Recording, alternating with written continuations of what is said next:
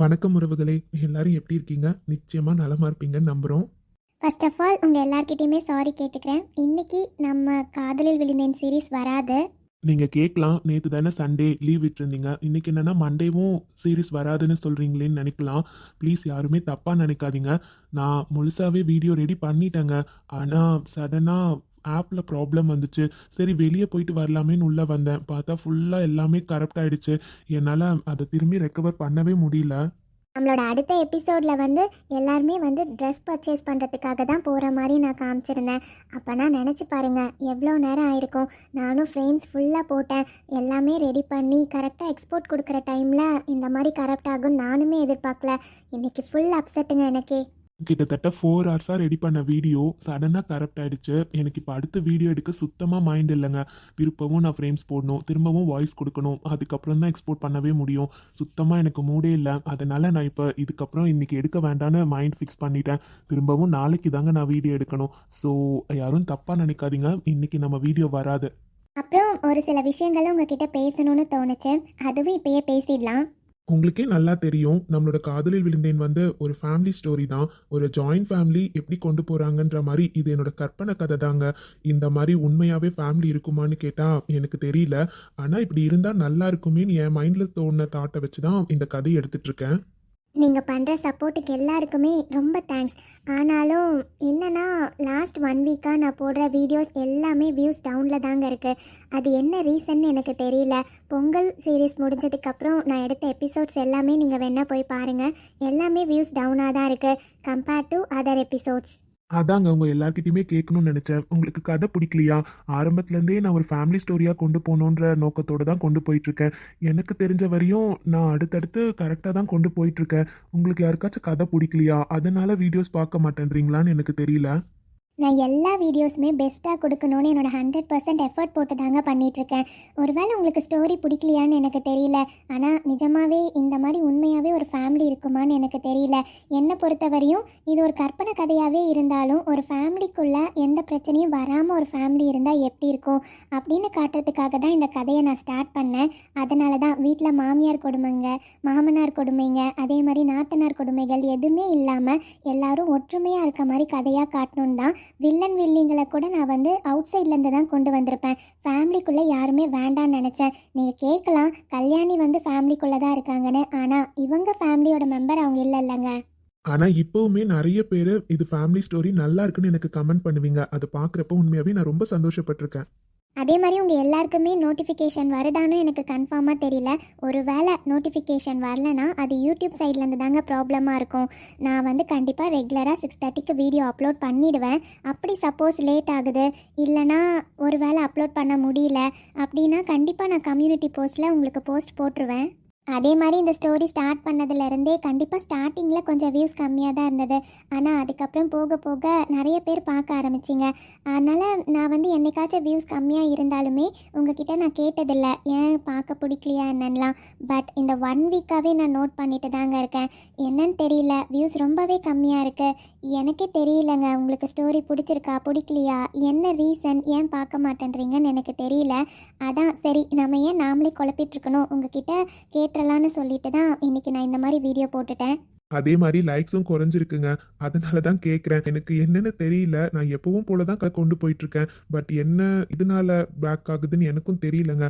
அதான் உங்கள் கருத்துக்கள் எதுவாக இருந்தாலும் மறக்காமல் கமெண்ட்டில் சொல்லுங்கள். அப்போ தான் இந்த ஸ்டோரி எப்படி போயிட்டுருக்கு, உங்களுக்கு பிடிச்சிருக்கா இல்லையா, நான் வந்து இன்னும் அதில் வேறு ஏதாச்சும் சேஞ்சஸ் பண்ணணுமா அதுவும் தெரியலங்க. இன்னும் நிறையவே இருக்குது, இன்னும் நிறைய சீன்ஸ் நான் பிளான் பண்ணியிருக்கேன்.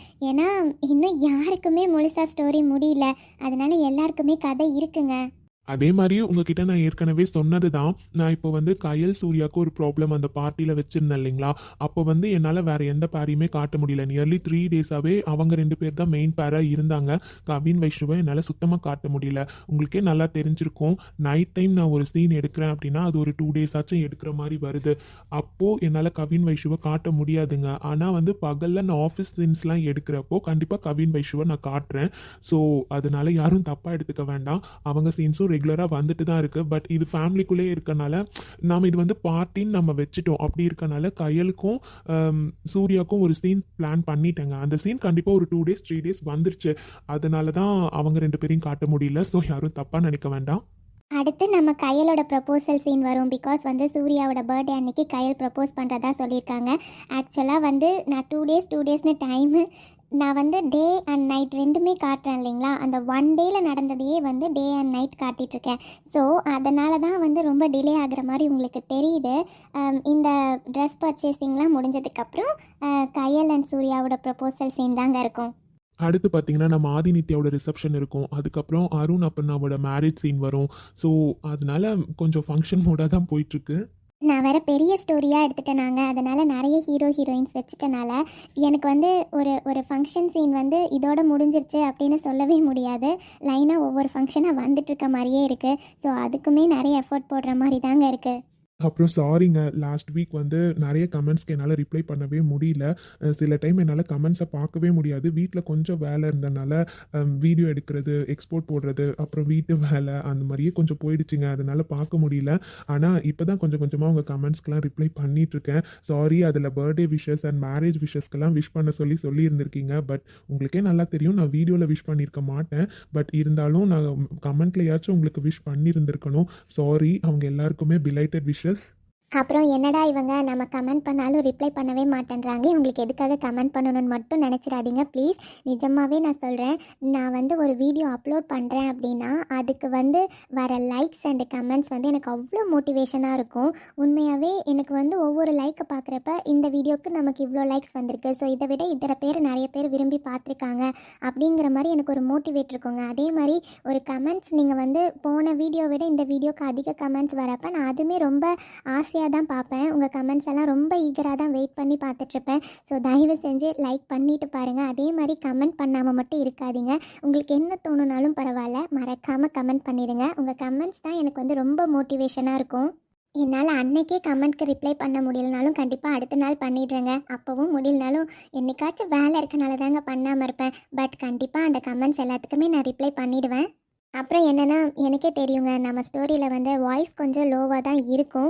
பிகாஸ் வந்து நான் அதுக்கான ரீசனும் சொல்லிடுறேன். என் ஹஸ்பண்ட் வந்து ஒர்க் ஃப்ரம் ஹோம் பண்ணுறாருங்க. அவர் வீட்டில் இருக்கிற டைமில் என்னால் சத்தமாக வீடியோ எடுக்கவே முடியாது.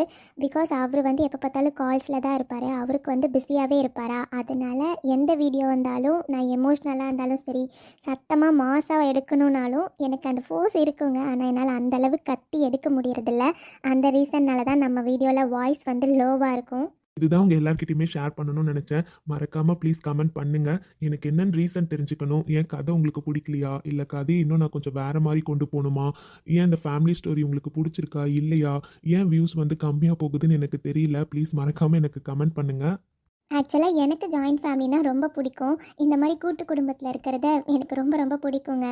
அதனால தான் நான் வந்து அந்த மாதிரி ரிலேட்டடாக ஒரு வீடியோ கொண்டு போகலாம் அப்படிங்கிறதுக்காக தான் இந்த மாதிரி கதையை சூஸ் பண்ணேன். ஸோ கதை எப்படி இருக்குன்னு மறக்காமல் எனக்கு சொல்லுங்கள். அப்புறம் நம்ம வீடியோஸ் பார்க்குற பாதி பேர் சப்ஸ்கிரைப் பண்ணாமல் தாங்க பார்த்துட்ருக்கீங்க. நீங்கள் சப்ஸ்கிரைப் பண்ணிவிட்டு பார்த்தீங்கன்னா உங்களுக்கு என்னோடய வீடியோஸ் எல்லாமே நோட்டிஃபிகேஷனில் வரும். அப்புறம் உங்களுக்கு லைக் பண்ணணும்னு தோணுச்சுன்னா லைக் பண்ணிவிட்டு ஷேர் பண்ணுங்கள். அதே மாதிரி உங்களுக்கு நம்ம வீடியோவை ஹைப் பண்ணணும்னு தோணுச்சுனாலும் ஹைப் பண்ணிவிட்டு பாருங்கள். அப்புறம் இன்றைக்கி நிஜமாகவே ரொம்ப சாரி கேட்டுக்கிறேன். நானே ரொம்ப ஃபுல்லாக ரெடி பண்ணிட்டேங்க வீடியோ.